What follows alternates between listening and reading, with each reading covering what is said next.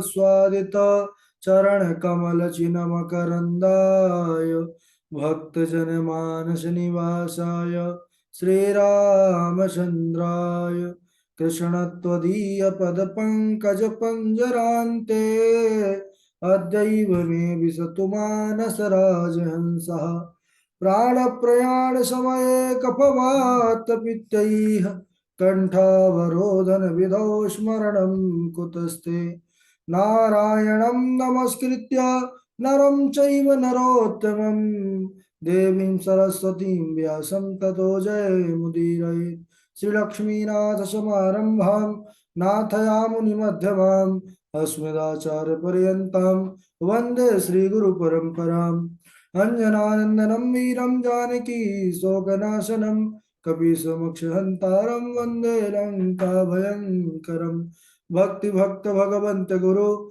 चतुर्नाम वपुएक इनके पद वंदन किए नासत विघ्न अनेक बोले वृंदावन बिहारी लाल की जय भागवत महापुराण की जय सुखदेव भगवान की जय परम मंगलमय परात्पर अखिलेश्वर अचिंत कल्याण गुणगण निधान सर्वेश्वर सर्वाधिपति अकारण करुणा वरुणालय अकारण करुणा कारक सकल जन कल सापहारक परात्पर पर ब्रह्म सच्चिदानंद स्वरूप परमपिता परमात्मा श्री राधा गोविंद सरकार राधा रमण बाधारण श्री बांके बिहारी लाल का यह वांगमय शब्दमय विग्रह श्रीमद् भागवत महापुराण कोटि कोटि नमन कोटि कोटि प्रणाम इस परम पावन पुराण ग्रंथ पारमहंसों की पावन संहिता को परमाराध्य नंद नंदन यशोदा नंदन ब्रज रंजन देवकी नंदन श्याम सुंदर श्री कृष्ण के बाद पद्मों पर कोटि नमन नतमस्तक वंदन अभिनंदन उनकी आह्लादनी शक्ति प्राणप्रिया जगत वंदनी वृषभान वंदनी भासुती जगदीश्वरी बरसाने वाली श्री किशोरी जी के पावन चरणारविंदों पर कोटि विनती समस्त भूतादि के सी आराम में सब जग जाने करहु प्रणाम जोर जोग पारे। हम सब का यह परम सौभाग्य की भागवत साप्ताहिक कथा सीखने का सदसंकल्प विचार लेकर के एक स्थान पर एक साथ जुड़ करके इस भागवत साप्ताहिक कथा की तैयारी कर रहे हैं। ये बड़ा ही पावन पुनीत अवसर है। दो ही पावन गंगा इस भूतल पर जो सभी जनमानस का कल्याण करते हैं। बोले हैं एक तो पतित पावनी गंगा है, दूसरी भागवती गंगा है।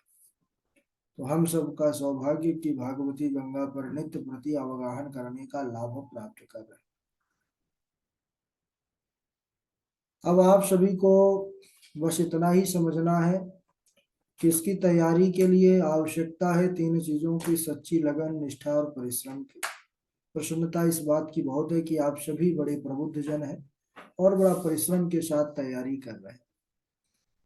कल के प्रसंग पर हम सबने सुना कि इस प्रकार से हमारे बलदाऊ दादा जो हस्तिनापुर नगरी को अपने हल से लगा करके और यमुना में नौका के भांति तैराने लगे, उस समय दुर्योधन समझ गया कि यह तो साक्षात शेषावतार हैं। प्रणाम करता है, क्षमा मांगता है कि राम रामाखिलाधारम प्रभावम ना विदामते मूढ़ा नाम ना कुबुद्धि नाम क्षमतुर्मर्हष्यते क्रम। मुझे क्षमा करिए हे अखिल जगत के आधार, मैं आपके प्रभावों को समझ नहीं पाया। और फिर दुर्योधन ने साम्य के साथ, जाम्बवती नंदन है यह, तो इनके साथ धूमधाम के साथ अपनी पुत्री लक्ष्मणा का विवाह किया। एक बार देवर्षि नारद विचार करने लगे कि प्रभु ने इतने विवाह किए, 16,108 विवाह किए, तो किस प्रकार परमात्मा जो है वो श्री कृष्ण चंद्र रहते होंगे, उनकी क्या दिनचर्या है, उसको देखने के लिए देवर्षि नारद द्वारिका नगरी को आए। आकर के देखते हैं कि 16,108 रानियों के लिए अलग अलग भवन महल हैं। और सबसे पहले वह देवर्षि नारद रुक्मणी मैया के कक्ष में प्रवेश किए। वहां पर जब जाते हैं तो जाते ही देखा कि नारद आए हैं, देवर्षि नारद आए हैं। रुक्मणी मैया भगवान की पंखा सेवा कर रही थी। देखती हैं कि दरे देवताओं के ऋषि देवर्षि आए हैं, उनका पूजन करती हैं, उनको आसन देती हैं, उनका सत्कार करती हैं। इसके बाद भोजन प्रसाद करते हैं नारद जी, और वहां से अगले स्थान को निकलते हैं। आगे चल करके सत्यभामा मैया के महल में प्रवेश किया। वहां पर क्या देखा कि भगवान श्री कृष्णचंद्र, उद्धव जी और सत्यभामा मैया, ये तीनों चौसर खेल रहे हैं। इसके बाद देवर्षि नारद जाम्बवती मैया के कक्ष में गए। वहां पर जाम्बवती मैया बालकों की सेवा में लगी थी। इसके बाद नारद जी लक्ष्मणा मैया के कक्ष में गए। वहां भगवान श्री कृष्ण को हवन आदि कार्य करते हुए देखा। इसके बाद कालिंदी मैया के कक्ष में गए, तो वहां पर संध्या वंदन कर रहे थे भगवान श्री कृष्णचंद्र। सत्या मैया के कक्ष में जब देवर्षि नारद गए, तो वहां पर क्या देखते हैं कि भगवान श्री कृष्ण और महारानी सत्या, यह दोनों मिलकर के ब्राह्मणों को दान दक्षिणा कर रहे हैं। यानी प्रत्येक महल पर भगवान अलग अलग स्वरूपों पर विराजमान हैं। तब नारद जी समझ गए कि प्रभु जी के चरित्र अनंत हैं और रूप भी अनंत है। क्योंकि अनेक चरित्र लेने के लिए अब अनेक रूप, रूप आया विष्णवे प्रभु विष्णवे, अनेक रूप है। एक रूप तो भगवान के है नहीं, तो अनेक रूप से ही परमात्मा रहते थे वहां। फिर मायापति भगवान को प्रणाम किया, उनकी माया को प्रणाम किया। नारद जी ने कहा, प्रभु समझ, आपका पार पाना बड़े बड़े ब्रह्मादिक देवताओं के बस की बात नहीं है। और प्रणाम करके नारद जी आगे को चल दिए, नारायण नारायण करते हुए। एक दिन की बात है, सुखदेव भगवान राजा परीक्षित से कहते हैं कि हे राजन, भगवान श्री कृष्णचंद्र का प्रतिदिन का नियम है, प्रातः काल उठते हैं, शीतल निर्मल जल में स्नान करते हैं, संध्या वंदन गायत्री का जाप करते हैं, देवता पितरों का तर्पण करते हैं, घर में जो वयोवृद्ध है उनको प्रणाम करते हैं, फिर सुधर्मा सभा में प्रवेश करते हैं, गायों का ब्राह्मणों को खूब दान करते हैं। और एक बार सुधर्मा सभा में प्रभु बैठे हुए थे, उसी समय मगध के राजाओं की ओर से एक दूत आया। अच्छा, उस दूत ने कहा कि हे प्रभु, इस समय पर जरासंध के कारागार में 20,000 राजा कैद है। बोले क्यों? बोले बड़ा अभिमानी राजा है, बल उसके पास अत्यधिक है और बल का वह दुरुपयोग करता है। सभी राजाओं को वह अपने कारागार में डाल करके बंद रख कर रखा है। उन सभी राजाओं ने जब आपके करुणा के, आपकी कृपा की महिमा को सुना, तो मुझे दूत बना करके आपके पास भेजा है। हे नाथ, वह बड़े कष्ट से हैं, उनकी मुक्ति का कुछ उपाय कीजिए। भगवान श्री कृष्ण से यह दूत ऐसे बोल ही रहे थे, तभी तक उसी समय नारायण नारायण नारायण वीणा में गुणगान करते हुए नारद जी पहुंच गए। नारद जी आए, कहने लगे हे प्रभु प्रणाम। नारद जी कहने लगे कि मैं इस समय महाराज युधिष्ठिर पांडवों के तरफ से आया हूँ, और आपके एक संदेश लेकर के आया हूँ। बोला क्यों आगमन हुआ, बताइए। उन्होंने कहा कि महाराज युधिष्ठिर राजसूय यज्ञ करना चाहते हैं और आपको निमंत्रण दिए हैं, आपको बुलावा भेजे हैं, तो आप चलिए समस्त परिवार के साथ उस यज्ञ में पधारिए। अब एक ही समय पर दोनों जगह से बुलावा आया। एक तो दूत मगध के राजाओं के तरफ से कि हम सब जेल में हैं, हमको मुक्ति दिलाइए। दूसरा महाराज युधिष्ठिर की तरफ से कि राजसूय यज्ञ कर रहे हैं और आपके बिना यज्ञ शुरू नहीं होगा, प्रारंभ नहीं होगा, क्योंकि आपकी ही पूजा करना है उस यज्ञ में। तो उद्धव जी महाराज से पूछा कि क्या करना चाहिए उद्धव जी महाराज। भगवान श्री कृष्णचंद्र ने, उद्धव जी ने कहा प्रभु, आप तो अंतर्यामी हैं, सब जानते हैं, लेकिन अगर मुझसे ही पूछते हैं, मुझसे ही सुनना चाहते हैं, तो हमको पहले राजसूय यज्ञ में चलना चाहिए। क्यों? क्योंकि राजसूय यज्ञ वही कर सकता है जो दसों दिशाओं के राजाओं को जीत लेता है। तो जब सभी दिशाओं के राजाओं को जीतना पड़ेगा, तो जरासंध को ही जीतना पड़ेगा, और वहां जाने से दोनों कार्य हमारे हो जाएंगे। अब जब जरासंध को जीत लेंगे तो वह राजा मुक्त हो जाएंगे। भगवान श्री कृष्ण ने कहा ठीक है। और अपने सभी बंधु बांधवों के साथ भगवान श्री कृष्णचंद्र इंद्रप्रस्थ नगरी को आए हैं। महाराज युधिष्ठिर ने सभी द्वारिका वासियों सहित भगवान का खूब आदर सत्कार किया है, स्वागत किया है। फिर भगवान के चरणों में प्रणाम करके प्रार्थना किया कि हे प्रभु, मैं सर्वश्रेष्ठ राजसूय यज्ञ के द्वारा आपका यजन करना चाहता हूँ, आपकी कृपा को प्राप्त करना चाहता हूँ। भगवान श्री कृष्ण ने कहा कि देखिए महाराज, आपका जो ये संकल्प है, सद संकल्प, यह बड़ा श्रेष्ठ है। अरे, इस यज्ञ के द्वारा, राजसूय यज्ञ के द्वारा लोक कल्याण होगा और आपके मंगलमय कीर्ति का भी विस्तार होगा। अब आप देर ना करें, दसों दिशाओं के राजाओं को जीत करके और बहुत सा धन एकत्रित करें, क्योंकि राजसूय ये बड़े बड़े यज्ञों में बहुत प्रचुर मात्रा में धन की आवश्यकता होती है। तो जैसे ही भगवान का आदेश हुआ, उसी समय महाराज युधिष्ठिर ने अपने चारों भाइयों को चारों दिशाओं में भेज दिया। सहदेव को सेना के सहित दक्षिण दिशा में, नकुल जी को पश्चिम दिशा में, अर्जुन को सेना सहित उत्तर दिशा में और भीम को पूर्व दिशा में भेज दिया। चारों दिशा में चारों भाई गए और सभी राजाओं को जीत करके ले आए, परंतु वह जरासंध को नहीं जीत सके। महाराज युधिष्ठिर चिंतित हो गए कि अब जरासंध को कैसे जीता जाए। भगवान श्री कृष्णचंद्र कहते हैं, महाराज आप बिल्कुल चिंता ना करें, मैं, अर्जुन और भैया भीम जाते हैं और अभी जरासंध को जीत करके आते हैं। भगवान गए, लेकिन रूप बदल करके सब गए, ब्राह्मण बन करके गए। जरासंध ब्राह्मण भक्त था। कब से ब्राह्मण भक्ति जागृत हुई?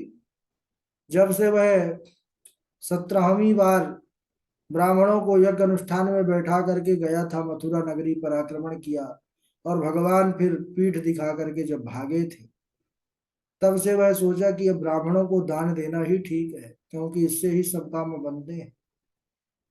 अब प्रातः काल यह भगवान श्री कृष्णचंद्र, अर्जुन, भीम, यह ब्राह्मण वेश धारण करके पहुंच गए भिक्षा के लिए और कहने लगे, महाराज युद्धम नो देहि राजेंद्र द्वंद्व सो यदि मन्यसे, हमें द्वंद्व युद्ध की भिक्षा दीजिए।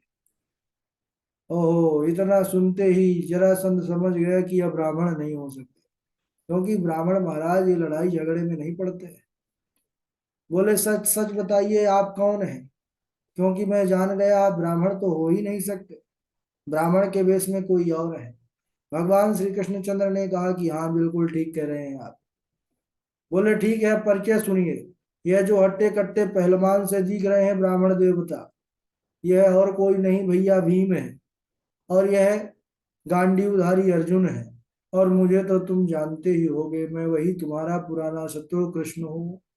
जैसे ही जरासंध ने सुना कृष्ण, जोर से ठहाका लगा करके हंसा। अरे, बोले, वही हो, वही कृष्ण हो ना जो तुम रण में मेरे सामने पीठ दिखा करके भाग गए थे? बोले, हाँ महाराज, मैं वही हूँ। अरे, बोले, मैं ऐसे रण छोड़ से कभी लड़, तुम मेरे काबिल नहीं हो लड़ने के। अरे, जो तुम मुझे पीठ दिखा करके भाग गए तो तुमसे क्या लड़ना।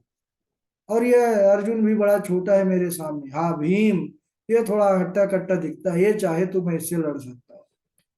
भैया भीम दोनों तरफ देखे, एक बार अर्जुन की तरफ, एक बार कन्हैया के तरफ। बोले, बात द्वारिकाधीश, हम ही को फंसाए हो बीच में। भगवान ने कहा, अरे महाराज, आप तगड़े हैं, भोजन प्रसादी खूब लेते हैं, अब लड़िए, मौका आया है यहीं पर, अब वो उसका सार्थक लगेगा। बोले, ठीक है। अब दोनों पहलवान टक्कर के, जरासंध भी कमजोर नहीं था महाराज। जब जीता नहीं जिताया किसी से भी, इस राजाओं को जिसने जेल में बंद करके डाला हो, तो वह साधारण तो हो नहीं सकता। तो भैया भीम को उठा उठा करके खूब पटके। अब भैया भीम भी कमजोर नहीं थे, लेकिन जरासंध की पटक और मार, भैया भीम भी विह्वल हो गए। भैया भीम को भी था कि अरे, मैं तो अपनी शक्ति, मेरे पास इतना बल है कि मेरे सामने कोई आ जाए वह टिक नहीं सकता। 27 दिनों तक उठका पटकी चलती रही। कभी धोबी पछाड़ जरासंध भीम को लगाते और कभी भीम जरासंध को। अब उसके बाद 28वें दिन पहुंच गए भैया भीम भगवान के पास। बोले, प्रभु क्षमा करना, अब बोरी बिस्तर उठाओ, चलो अपनी नगरी को, नहीं आज मार डालेगा, वो बड़ा दुष्ट है। बड़ी महाराज उसका प्रहार बड़ा जबरदस्त रहता है। अरे भगवान ने कहा कि अरे भैया भीम आज और लड़िए, एक दो दिन में निर्णय हो जाएगा, आप जीतेंगे। अरे महाराज मुझे पता है कि मैं जीतूंगा कि हारूंगा, आज मेरी हिम्मत नहीं है लड़ने की, मैं आज जाऊंगा नहीं अखाड़े में। और जरासंध अखाड़े में खड़ा होकर के ताल ठोक रहा था कि आओ भीम जल्दी आओ, समय हो रहा है। भैया भीम इधर कह रहे हैं मेरी हिम्मत नहीं है महाराज। बोले तो, बोले घर लौट चलो। भगवान से कहे नहीं नहीं आज लड़ना है। बोले नहीं प्रभु मेरे बल नहीं। जब भैया भीम ने कहा कि अब मेरे सामर्थ्य नहीं है, तब भगवान ने कहा जब अपना बल दिखाते हैं कोई तो फिर वह परेशान हो जाते हैं, लेकिन जो फिर ठाकुर जी का बल समझ लेते हैं कि नहीं मेरा तो कुछ नहीं है, सब ठाकुर जी का है, प्रभु का है, तो फिर वहीं पर विजय हो जाती है। भगवान ने जब देखा कि अब इनको अपना बल का मान नहीं रहा, तब भगवान ने आज भैया भीम को बुलाया है कि पास में आओ भैया भीम। अपने अमृतस्रावी हाथ का स्पर्श किया है, सारी पीड़ा छू मंतर गायब हो गई। बोले अब कैसा लग रहा है? भैया भीम की सारी पीड़ा गायब, नई स्फूर्ति, नई चेतना, नया ओज। अरे बोले प्रभु अब तो मुझे लगता है कि मैं जल्दी जाऊं, आपकी कृपा है, तो मुझे फिर अब डरने की क्या आवश्यकता है, अब कृपा जुड़ गई। तो भगवान ने कहा जाओ, और जब संकट दिखाई पड़े तो मेरे तरफ देखना। अभी एक और है विद्या, वो बाद में बताएंगे आपको, अभी नहीं बताएंगे। अब भैया भीम गए, लड़ाई शुरू हुई महाराज। थोड़ी देर तो भैया भीम भारी पड़े रहे, लेकिन एक पुनः दाव बदला, और जरासंध उठा करके भैया भीम को ऐसे पटके कि भैया भीम भगवान की तरफ देखे, प्रभु मरवा डाले। कह रहे थे कि आज जीत होगी, ऐसे ही जीत होगी। भगवान मुस्कुराए, एक तिनका लिए, तिनका को बीच से फाड़े और विपरीत दिशा में फेंक दिए। जरासंध का क्या कमजोरी है भगवान ने इशारे से बता दिया। अब भैया भीम भी बड़े बुद्धिमान थे, समझते देर ना लगी कि इसके मध्य का भाग कमजोर है। भैया भीम ने दोनों पैरों को पकड़ करके बीच से चीर दिया है, और दोनों भागों को विपरीत दिशा में फेंका है, क्योंकि सीधी दिशा में फेंकते हुए जुड़ जाता था, ऐसा वरदान था उसको। विपरीत दिशा में फेंका, और कुछ ही देर में जरासंध का प्राणांत हो गया महाराज। उसकी लीला समाप्त हुई, भगवान की कृपा से भैया भीम विजयी हुए, और बहुत सा वहां से धन लेकर के जरासंध के बाद वहां पर जो 20,000 राजा कैद थे, भगवान ने सबको मुक्त किया है। सारे राजाओं ने देखा कि करुणा निधान आज हम पर करुणा दिखाए हैं, सब प्रार्थना करने लगे हाथ जोड़ करके कि कृष्णाय वासुदेवाय हरये परमात्मने प्रणतः क्लेशनाशाय गोविंदाय नमो नमः। कृष्णाय वासुदेवाय, कई नाम लिया है। हे प्रभु, हे कृष्णाय, हे वासुदेव प्रभु, हे हरि परमात्मा, प्रणतः क्लेश नाशाय। बोले प्रणतः यानी प्रणाम, जो आपको प्रणाम करता है आप उसके क्लेशों को हर लेते हैं, कष्ट को हर लेते हैं। हे गोविंद, आपको बारंबार प्रणाम है। ऐसे श्रेष्ठ प्रभु जिसको कोई प्रणाम भी कर ले तो उस पर कितनी बड़ी कृपा हो जाती है कि उसके पाप भगवान हर लेते हैं। तो ऐसे गोविंद को कौन नमस्कार नहीं करना चाहेगा। तो बोले नमो नमः, बार बार आपको प्रणाम है प्रभु। और सभी भी सज्जार जो कैदी राजा थे, क्योंकि सब आज प्रसन्न हुए, चैन की सांस लिए। इसके बाद भगवान श्री कृष्णचंद्र ने सभी राजाओं को आशीर्वाद दिया है। भैया भीम अर्जुन के साथ हस्तिनापुर को लौट आए हैं। इधर बड़ा भारी उत्सव प्रारंभ हुआ है, क्योंकि राजसूय यज्ञ होना है। बहुत से ऋषि मुनि एकत्रित हुए हैं, और बड़ी सुंदर चर्चा है, लेकिन अगले दिवस समय हो चुका है आज। आज यहीं तक। बोली वृंदावन बिहारी लाल की जय। बारी बारी से श्लोक सुनाएंगे सब लोग। पहले पूर्वी हैं, फिर गणेश झा जी हैं, फिर डॉक्टर दत्त शर्मा जी हैं, और उनके बाद निशांत जी हैं। निशांत जी के बाद हमारे राघव जी और सुष्मिता त्रिपाठी जी हैं। उनके बाद अजय चौबे जी हैं, चंदन कुमार जी हैं, वासवी शर्मा जी हैं, राजा राम जी हैं, और रवि तिवारी जी हैं। ठीक है, पंकज दीक्षित जी भी जुड़े हुए हैं, हर्षिता जी हैं। चलिए प्रारंभ करिए। आज काफी कम लोग जुड़े हैं। प्रारंभ करिए पूर्वी। पूर्वी सुन पा रही हैं? चलिए झा जी प्रारंभ करें। राधे राधे गुरु जी। हाँ। नृगो नाम नरेन्द्रो हम ईक्षवाकुतनय प्रभो। नृगो नाम नरेन्द्रो हम ईक्षवाकुतनय प्रभो। दानि स्वाख्यायमानेषु यदि ते कर्णमस्पृशम्।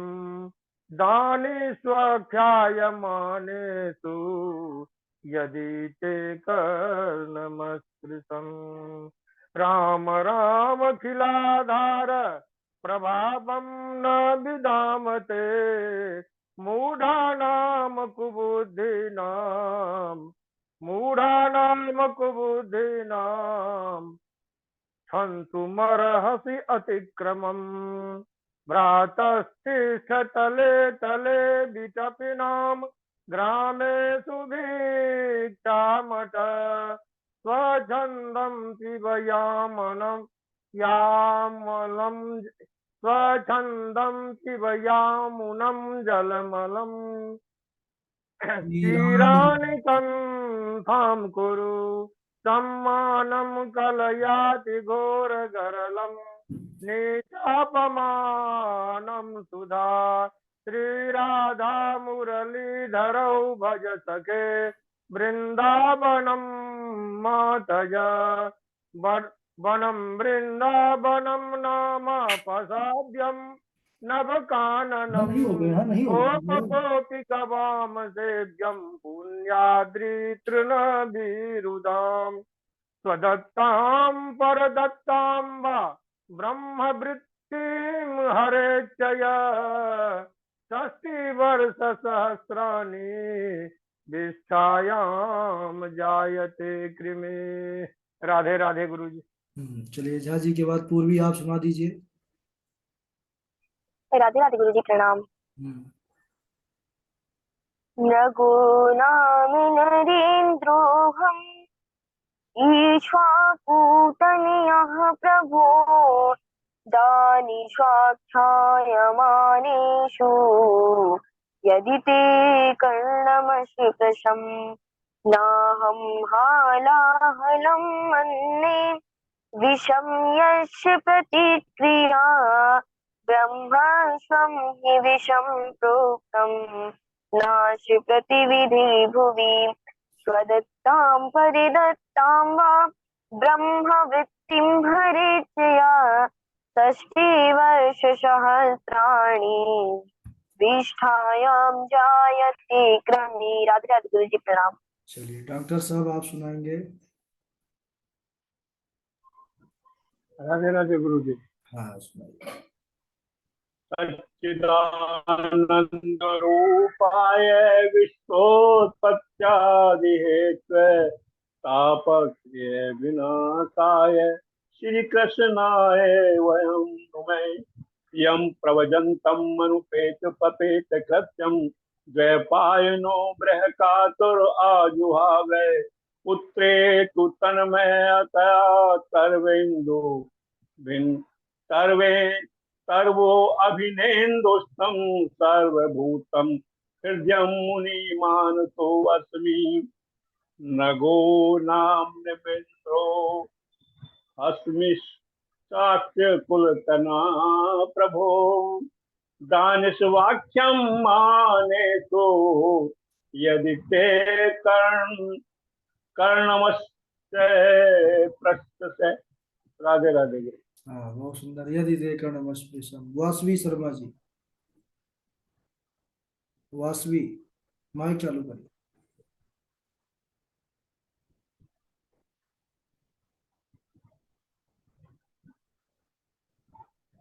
वासवी जी नहीं सुन पा रही हैं?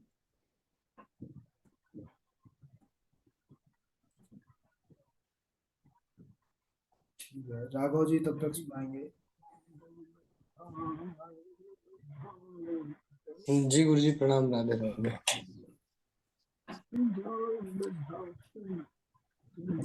जिगो नाम नरेन्द्रो मिक्ष्वाकूतनयः प्रभो दानिष्वाख्यायमानेषु यदि ते कर्णमस्पृशम् नाहं हलाहलं मन्ये विषं यस्य प्रतिक्रिया ब्रह्मस्वं हि विषं प्रोक्तं नास्य प्रति विधिर्भुवि। जी गुरु जी प्रणाम। बहुत अच्छा, वासवी आप सुनाइए। राधे राधे प्रणाम। हाँ। ऋगो नाम नरेन्द्रोऽहम् इक्ष्वाकुतनया प्रभुदा निष्प्राख्याय मानेषु यदि ते कर्णमस्पृशं स्वदत्तां परदत्तां वो ब्रह्मवृत्तिम् हरेच्छया हरेच्छया षष्ठीवर्षसहस्राणि विष्ठायां जायते कृमिः। जी गुरुजी। ठीक है, निशांत द्विवेदी जी आप सुनाएंगे। राधे राधे गुरु जी प्रणाम। मल्लानाम सनिर्नृणां नरवरः स्त्रीणां स्मरो मूर्तिमान् गोपानां स्वजनो सतां क्षितिभुजां शास्ता स्वपित्रो शिशुः मृत्योर्भोजपतेर्विराट विदुषां तत्त्वं परं योगिनां वृष्णीनाम परदेवते विदितो रंगंगतः साग्रजः। जी गुरु जी राधे राधे प्रणाम। वाह वाह, बहुत बढ़िया निशांत जी, बहुत अच्छा स्वर में सुनाया आपने एकदम शुद्धता के साथ। और निशांत जी के बाद सुष्मिता त्रिपाठी जी हैं, उनके बाद चंदन कुमार पांडे जी हैं।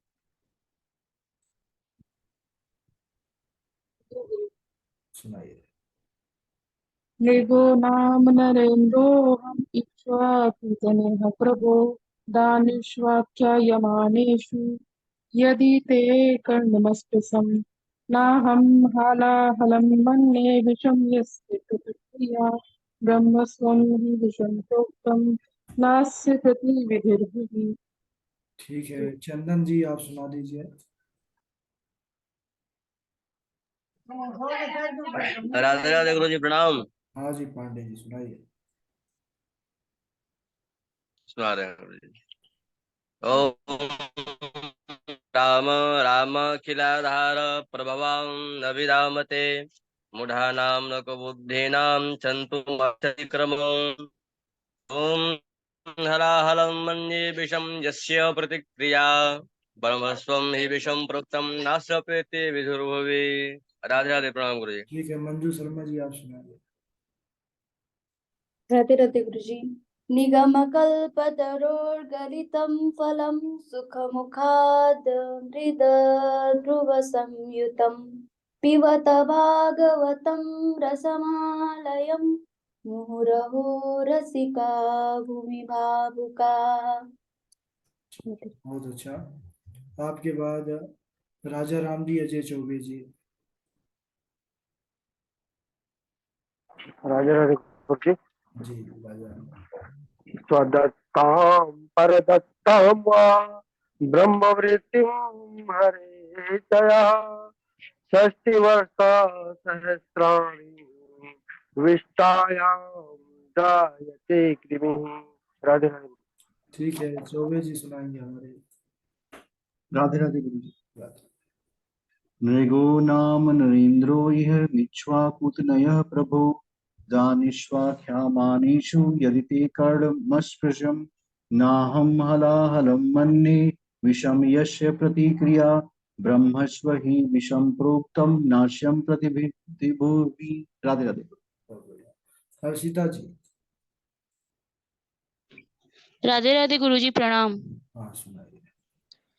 नमामि त्वान्त शक्तिं परेशं सर्वात्मानं केवलं ज्ञाप्तिमात्रं विश्वोत्पत्तिस्थानसंरोधहेतुं यतत ब्रह्म ब्रह्मलिङ्गं प्रशान्तं।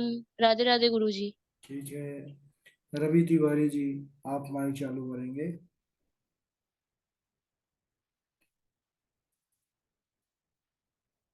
रवि तिवारी सुन पा रहे हैं? जी गुरुदेव। ठीक है, जी आप गुरुदेव, राधे राधे। ये मंगलाचरण।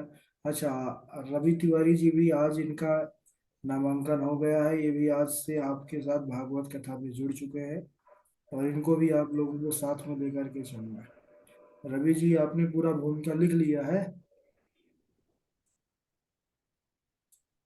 जी गुरुदेव। चलिए, कोई श्लोक मंगलाचरण में से कोई एक सुना दीजिए जो आपने लिखा है। नारायणं नमस्कृत्यं नरं चैव नरोत्तमं देवी सरस्वतीं व्यासो ततो जयमुदीरयेत्। ठीक है, इनका सबका रिकॉर्डिंग भी आपके पास आ जाएगा, ठीक है ना, एकदम शुद्ध हो जाएगा फिर। जी। ठीक है, निसर्ग पाठक जी आप सुनाइए। जी प्रणाम गुरुदेव। शरीरं स्वरूपं ततो वा कलत्रं यशश्चार। यशश्चारुरूपं धनं यशश्चारुरूपं धनं मेरुतुल्यं मनेश्चलग्नं श्री श्री श्रीरङ्गेत मनश्चैन लग्नम श्री पदे गुरुरंग में।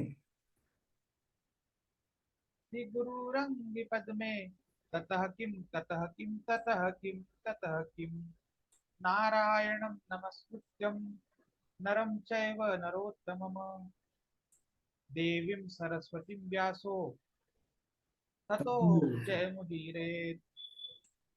प्रणाम। ठीक है, ठीक है, आप हमको एक बार मैसेज कीजिएगा, हम एक दो लोगों का नंबर आपको दे देंगे, आपको वो अलग से टाइम देंगे 10-10 मिनट, ठीक है ना, श्लोकों में। जी हाँ, संदेश डाल दीजिए व्हाट्सएप पर तो हमको याद रहेगा। और अभी कौन नहीं सुनाए हैं? अच्छा, आप माइक चालू कीजिएगा।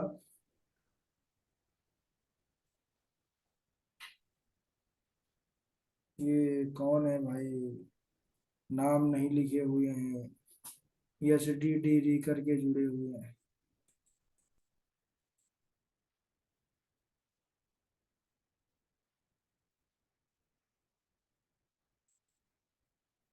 आज वक्तव्य का नंबर किनका है?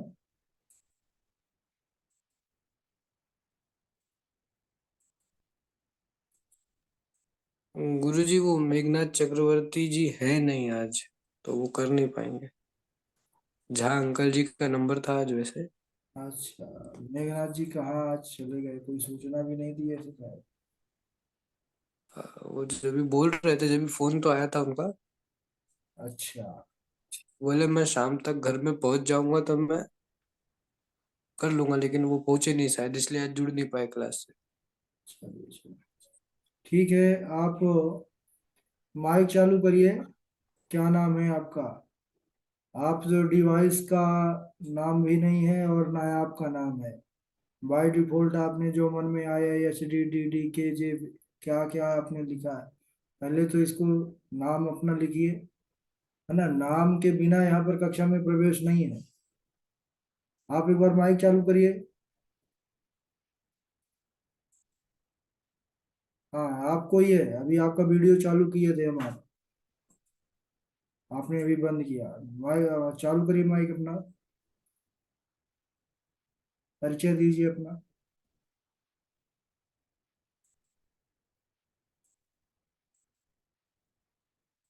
ठीक है, कौन सुनाना चाहते हैं आज, चंदन जी या और कोई? जी हम तैयार हैं गुरुजी। हाँ, तो तैयार हैं तो लाभ ले लीजिए, क्योंकि नहीं तो फिर सीरियल तो चलेगा ही। जी जी। ठीक है, 1-2 मिनट से तैयार हो जाइए, तैयार है तो वीडियो चालू कर लीजिए।